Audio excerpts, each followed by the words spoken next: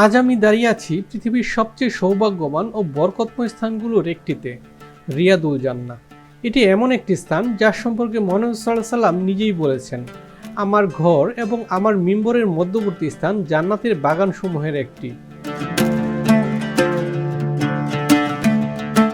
প্রিয় দর্শক, আপনারা এখন যে স্থানটি দেখছেন এটা সাধারণ কোনো জায়গা নয়। এটা সেই পবিত্র ভূমি যেখানে নবী সাল্লাল্লাহু আলাইহি ওয়াসাল্লাম অসংখ্যবার নামাজ আদায় করেছেন, সাহাবীদের শিক্ষা দিয়েছেন, ইসলামের গুরুত্বপূর্ণ দিক নির্দেশনা দিয়েছেন এবং উম্মতের জন্য দোয়া করেছেন। আজ পৃথিবীর কোটি কোটি মুসলমানের স্বপ্ন থাকে জীবনে অন্তত একবার এই স্থানে 2 রাকাত নফল নামাজ আদায় করার।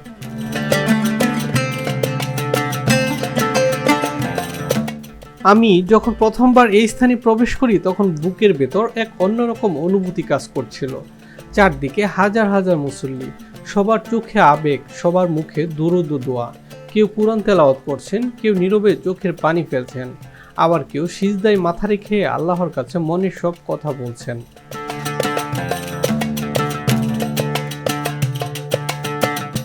ভাবুন তো, প্রায় 1400 বছর আগে এই স্থানে নবীজি সাল্লাল্লাহু আলাইহি ওয়াসাল্লাম হেঁটেছেন, এখানেই বসে সাহাবীদের সাথে কথা বলেছেন, এখানেই ইসলামের ইতিহাসের বহু গুরুত্বপূর্ণ ঘটনা ঘটেছে।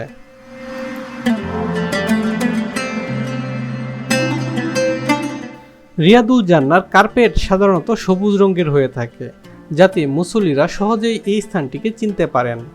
মসজিদের নববীর অন্য অংশে সাধারণত লাল কার্পেট দেখা যায়, তাই অনেকেই দূর থেকেই সবুজ কার্পেট দেখে আবেগে আপ্লুত হয়ে পড়েন।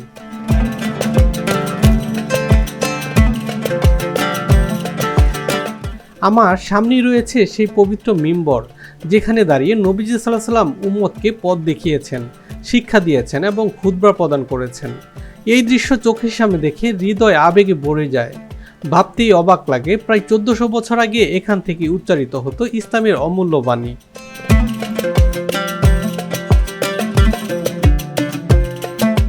সহিহ হাদিসে এসেছে, নবীজি সাল্লাল্লাহু আলাইহি ওয়াসাল্লামের মিম্বরের সাথে হাউজে কাউসারের বিশেষ সম্পর্ক রয়েছে, তাই এই স্থান মুসলমানদের কাছে অত্যন্ত গুরুত্বপূর্ণ ও স্মৃতিবিজড়িত।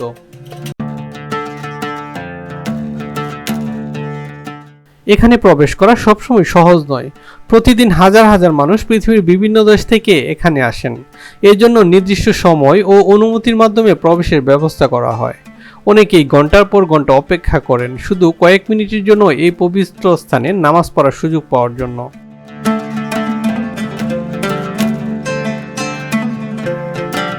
প্রিয় দর্শক, আমার সামনের এই সবুজ জালিবেষ্টিত পবিত্র কক্ষটির ভেতরেই চিরনিদ্রায় শায়িত আছেন মহানবী হযরত মুহাম্মদ সাল্লাল্লাহু আলাইহি ওয়াসাল্লাম। নবীজি সাল্লাল্লাহু আলাইহি ওয়াসাল্লামের পাশেই শায়িত আছেন ওনার প্রিয় সাহাবী ও প্রথম খলিফা হযরত আবু বকর সিদ্দিক রাদিয়াল্লাহু তাআলা আনহু, আর ওনার পাশেই শায়িত আছেন ইসলামের দ্বিতীয় খলিফা হযরত উমর ইবনুল খাত্তাব রাদিয়াল্লাহু তাআলা আনহু। এটি মুসলিম উম্মার সবচেয়ে সম্মানিত স্থানগুলোর একটি। পৃথিবীর বিভিন্ন প্রান্ত থেকে আগত মুসলমানরা এখানে এসে নবীজি সাল্লাল্লাহু আলাইহি ওয়াসাল্লামের প্রতি সালাম পেশ করেন। হাদিসে বর্ণিত রয়েছে, আমরা যখন নবী সাল্লাল্লাহু আলাইহি ওয়াসাল্লামের প্রতি দরুদ ও সালাম পাঠ করি, আল্লাহ তাআলা ফেরেশতাদের মাধ্যমে সেই সালাম নবীজি সাল্লাল্লাহু আলাইহি ওয়াসাল্লামের নিকট পৌঁছে দেন।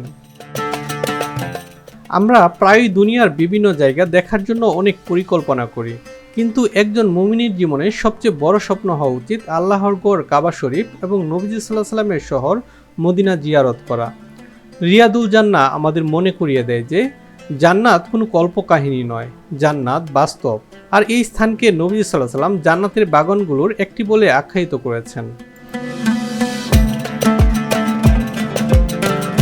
প্রিয় দর্শক, আজকের ভিডিওটি এখানেই শেষ করছি।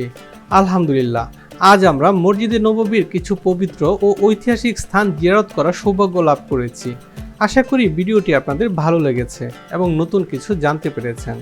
ভিডিওটি ভালো লাগলে অবশ্যই লাইক, কমেন্ট এবং শেয়ার করবেন। আর মক্কা মদিনার আরও ঐতিহাসিক ও আবেগঘন ভিডিও দেখতে চাইলে চ্যানেলটি সাবস্ক্রাইব করে পাশে থাকা বেল আইকনটি অন করে রাখুন। আল্লাহ তাআলা আমাদের সবাইকে বারবার তার ঘর এবং প্রিয় নবী সাল্লাল্লাহু আলাইহি ওয়াসাল্লামের শহর মদিনা মুনাওয়ারা জিয়ারত করার তৌফিক দান করুন। আমিন।